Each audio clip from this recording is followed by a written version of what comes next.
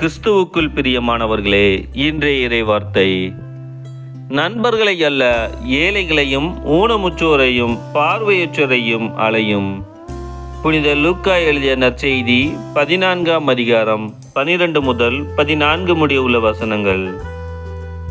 அக்காலத்தில் தம்மை விருந்துக்கு அழைத்தவரிடம் இயேசு, நீர் பகல் உணவோ இரவு உணவோ அளிக்கும்போது உம் நண்பர்களையோ சகோதரர் சகோதரிகளையோ உறவினர்களையோ செல்வம் படைத்த அண்டை வீட்டாரையோ அழைக்க வேண்டாம். அவ்வாறு அழைத்தால் அவர்களும் உம்மை திருப்பி அழைக்கலாம்.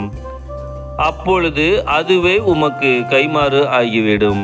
மாறாக நீர் விருந்து அளிக்கும்போது ஏழைகளையும் உடல் ஊனமுற்றோரையும் கால் ஊனமுற்றோரையும் பார்வையற்றோரையும் அலையும். அப்போது நீர் பேறு பெற்றவர் ஆவீர். ஏனென்றால் உமக்கு கைமாறு செய்ய அவர்களிடம் ஒன்றுமில்லை. நேர்மையாளர்கள் உயிர்த்தெழும்போது உமக்கு கைமாறு கிடைக்கும் என்று கூறினார்.